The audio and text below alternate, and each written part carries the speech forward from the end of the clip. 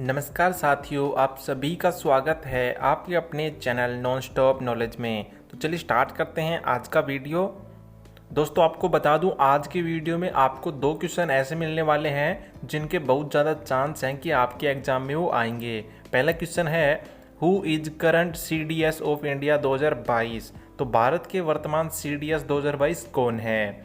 विपिन रावत जी हैं, अनिल चौहान, आर वेंकट रमानी या के वेणुगोपाल। तो इनमें से कौन सा राइट आंसर हो जाएगा CDS 2022? तो उसका राइट आंसर है option number B, Anil Chauhan ji. जी हाँ दोस्तों, बात करें CDS होता क्या है, तो सबसे पहले आपको पता होना चाहिए कि इसकी फुल फॉर्म क्या होती है। वो होती है चीफ ऑफ डिफेंस स्टाफ। इसकी स्थापना आपको बता दूं, अभी तक टोटल 2 ही CDS बने हैं। सबसे पहले बने थे कौन? विपिन रावत जी। और दूसरे नंबर के आपको बता चुका हूँ कौन है, लेफ्टिनेंट जनरल अनिल चौहान जी हैं। तो इस जो पोस्ट है इसकी शुरुआत कब हुई थी? 1 जनवरी 2020 को। हाईएस्ट रैंकिंग ऑफिसर पोस्ट होती है मिलिट्री में। बात करें विपिन रावत की, तो कब से कब तक थे? 2020 जनवरी से लेकर 8 दिसंबर 2021 तक थे। और बात करें भारत के सेकंड CDS की, तो अभी 2 दिन पहले यानी 28 सितंबर 2022 को ही पोस्ट पे नियुक्त हुए हैं। कौन है जानते हैं आप? जनरल अनिल चौहान जी हैं। तो डेट याद रखिएगा। और हाँ दोस्तों, लेफ्टिनेंट की स्पेलिंग जरूर ध्यान रखिएगा, इंग्लिश में पूछी जा सकती है आपसे। क्वेश्चन नंबर सेकंड है, who is the 15th attorney general of India. तो भारत के 15वें नंबर के महान न्यायवादी कौन हैं? मिलन कुमार बनर्जी, के वेणुगोपाल, आर वेंकट रमनी या मुकुल रोहतागी।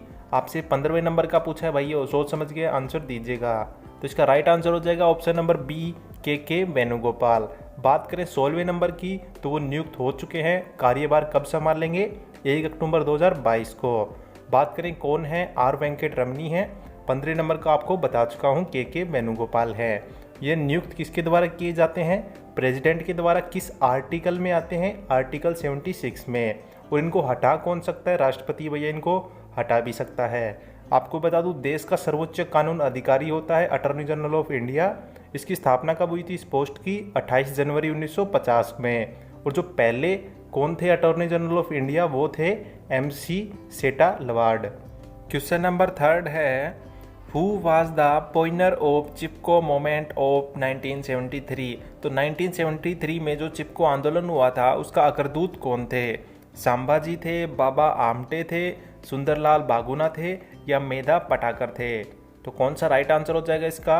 आपसे पूछा है कि चिपको आंदोलन के अग्रदूत, तो वो थे ऑप्शन नंबर सी, सुंदरलाल बागुना जी। स्टार्ट कब हुआ था आप सभी जानते हैं, 1973 में स्टार्ट हुआ था। इसमें लोगों ने क्या किया था भैया, जो पेड़ थे ना उनको उनके चारों तरफ लग गए थे ताकि कोई पेड़ को काट ना पाए। ये स्टार्ट कहाँ से हुआ था? उत्तराखंड से स्टार्ट होता है। और आप जानते हैं उत्तराखंड की डिटेल में बात करें तो इसको उत्तरांचल भी बोलते हैं। इसकी स्थापना कब हुई थी? 9 नवंबर 2000 में। इसको लैंड ऑफ गॉड्स भी बोलते हैं, यानी भगवानों की भूमि भी बोलते हैं। इसका हाई कोर्ट कहाँ पे है? नैनीताल में है। कैपिटल इसकी 2 है हिमाचल प्रदेश की तरह। इसकी भैया समर में कैपिटल रहती है भरारी सेन और विंटर में होती है देहरादून। यहाँ के CM हैं पुष्कर सिंह धामी जी और गवर्नर हैं गुरमीत सिंह। क्वेश्चन नंबर 4 है, who was the first women जज of the Delhi high court. तो दिल्ली उच्च न्यायालय की पहली महिला न्यायाधीश कौन थी? तो ये आप सभी को पता होगा। दोस्तों आपको कंप्लीट वीडियो वॉच करना है क्योंकि बाकी सारे क्वेश्चन भी इंपॉर्टेंट हैं जो बार बार पेपर में आते हैं। तो ऑप्शन है रूमा पाल जी, लीला सेठ, अन्ना चंडी या सुजाता मनोहर। तो इसका राइट आंसर कौन सा हो जाएगा? आप सभी जानते हैं ऑप्शन नंबर बी, लीला सेठ। आपको बता दूं, लीला सेठ जी दिल्ली न्यायालय की तो पहली महिला न्यायाधीश थी, साथ ही में भैया किसी भी राज्य के उच्च न्यायालय की चीफ जस्टिस बनने वाली भी पहली महिला थी। कब बनी थी? 5 अगस्त 1991 की। किस न्यायालय में बनी थी? हिमाचल प्रदेश में। इस्टेब्लिश कब हुआ था? दिल्ली हाई कोर्ट की बात कर रहे हैं, 31 अक्टूबर 1996 में। फिलहाल करंटली यहाँ के चीफ जस्टिस कौन हैं? सतीश चंद्र शर्मा जी हैं।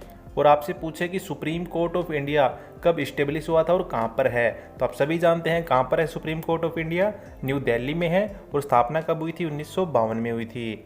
नेक्स्ट क्वेश्चन है, in which year the British accepted the demand for making the constituent assembly of India. तो अंग्रेजों ने कब स्वीकार कर लिया था कि भैया आप संविधान सभा बना सकते हो? 1938 में, 1939 में, 40 में या 42 में। तो आपको बता दूं, कई सालों से प्रयास किए गए थे जब ये असेंबली बनी थी। तो वो राइट आंसर कौन सा हो जाएगा? ऑप्शन नंबर सी 1940 में। सबसे पहले किसने आवाज़ उठाई थी इसके बारे में? एम.एन. रॉय जी ने उठाई थी 1934 में। उसके बाद में कांग्रेस ने भी काफ़ी प्रयत्न करे। 1939 में राजा राम मोहन राय ने भी काफ़ी प्रयास किए थे 1939 में, जब जाकर कहीं 1940 में अंग्रेज़ों ने स्वीकार किया था कि भैया आप संविधान सभा बना सकते हो।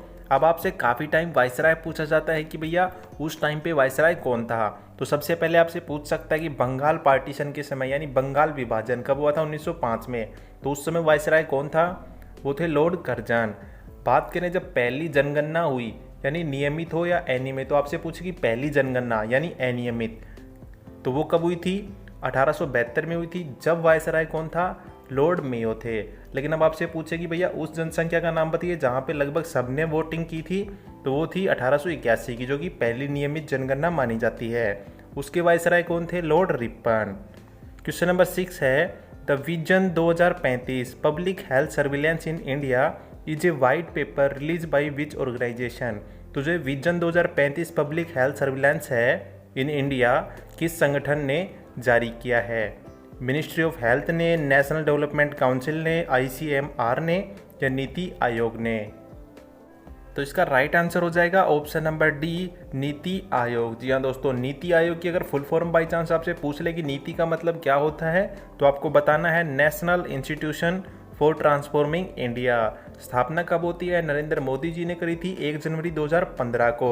और इसने किसको रिप्लेस किया था? आप सभी जानते हैं, प्लानिंग कमीशन को। इसका हेडक्वार्टर कहाँ पे है? न्यू दिल्ली में है। चेयरपर्सन नरेंद्र मोदी हैं, आप जानते हैं। इसके CEO कौन है? तीसरे नंबर के जो फिलहाल हैं वो हैं परमेश्वरम अय्यर जी। अब CEO की बात हो रही है तो आपको फुल फॉर्म पता होनी चाहिए। मुझे पता है कि आप सभी को इसकी फुल फॉर्म पता है, लेकिन जिनको नहीं पता वो नोट कर लीजिएगा। इसकी फुल फॉर्म होती है chief executive officer. Question number 7 है, the world economic outlook WEO, full form ध्यान रखिएगा, is a survey conducted and published by. तो जो भैया ये रिपोर्ट है या सर्वे है WEO यानी विश्व आर्थिक आउटलुक, किसके द्वारा आयोजित किया जाता है? WTO के द्वारा, वर्ल्ड बैंक के द्वारा, न्यू डेवलपमेंट बैंक के द्वारा या इंटरनेशनल मॉनेटरी फंड के द्वारा? तो यह सर्वे पब्लिश किया जाता है किसके द्वारा? इंटरनेशनल मॉनेटरी फंड, यानी option number D right answer हो जाएगा। इसकी स्थापना कब होती है? IMF की। आपसे फुल फॉर्म भी पूछ सकता है। तो स्थापना होती है इसकी 27 दिसंबर 1945 में। इसका हेडक्वार्टर वाशिंगटन DC में है। इसके मेंबर कितने हैं? टोटल 190 कंट्री हैं इसके मेंबर। IMF के अगर मैनेजिंग डायरेक्टर आपसे पूछे तो वो हैं क्रिस्टलिना जीरोजीवा जी। बात करें क्वेश्चन नंबर 8 की, HDFC स्टैंड फॉर, यानी HDFC की फुल फॉर्म पूछिए आपसे। चारों ऑप्शन आप सभी के सामने हैं तो पिक कीजिएगा। कौन सा है? Option number second, housing development finance corporation, इसका राइट आंसर हो जाएगा दोस्तों। डिटेल में बात करें कब स्थापना होती है HDFC बैंक की? अगस्त 1994 में। हेडक्वार्टर मुंबई में है। लगभग भैया जितने भी बैंक हैं ना इंडिया में, सभी का हेडक्वार्टर लगभग मुंबई में है। RBI का भी है, SBI का भी वहीं है। चेयरमैन कौन है फिलहाल इसके? अतानु चक्रवर्ती जी हैं। और CEO कौन है? शशिधर जगदीशन जी हैं। क्वेश्चन नंबर 9 है, what is the terrestrial limit of India? तो भैया आप देखते होंगे कि सभी ये पूछते हैं कि भैया भारत पाकिस्तान के लगने वाली सीमा कितनी है, भारत से बांग्लादेश की कितनी सीमा लगती है। अब मैं आपसे टोटल पूछ रहा हूँ कि भारत की स्थलीय सीमा कितनी है या क्या है? 15,200 किलोमीटर, 7,500 किलोमीटर, 6,500 किलोमीटर या 4,000 किलोमीटर? तो इसका राइट आंसर हो जाएगा ऑप्शन नंबर 1, 15,200 किलोमीटर टोटल स्थलीय सीमा है। अब किस देश के साथ कितनी सीमा लगती है नीचे डिटेल में देखिए। भारत और बांग्लादेश की सबसे बड़ी सीमा साझा करता है कितनी? 4,096 किलोमीटर। दूसरे नंबर पर बात करें तो भारत और चीन आता है, जो कितनी स्थलीय सीमा साझा करता है? 3,488 किलोमीटर। और उस रेखा को क्या बोलते हैं? मैकमोहन रेखा। तो इस प्रकार सभी देख सकते हैं आप। सबसे लास्ट में बात करते हैं, भारत अफगानिस्तान की सबसे कम सीमा साझा करते हैं 106 किलोमीटर। और उस रेखा को क्या बोलते हैं? डूरंड रेखा। आज के दिन का लास्ट क्वेश्चन है, the study of oncology is. तो जो ऑन्कोलॉजी होती है वो किसका अध्ययन होता है? बर्ड्स का, कैंसर का, मैमल्स क्रिएचर का या लैंड का? तो आपसे आज अपोजिट क्वेश्चन पूछ रहा हूँ, जल्दी बताइएगा किसका अध्ययन होता है? इसमें होता है कैंसर का। स्टडी ऑफ बर्ड्स को क्या बोलते हैं, तो वो उसको बोलते हैं ओरिनोथोलॉजी। स्टडी ऑफ बोन्स को बोलते हैं ओस्टियोलॉजी। इनसे डायरेक्ट क्वेश्चन पेपर में आता है भैया। स्टडी ऑफ इंसेक्ट्स को क्या बोलते हैं, एंटोमोलॉजी बोलते हैं, और स्टडी ऑफ सेल्स को बोलते हैं हम साइटोलॉजी।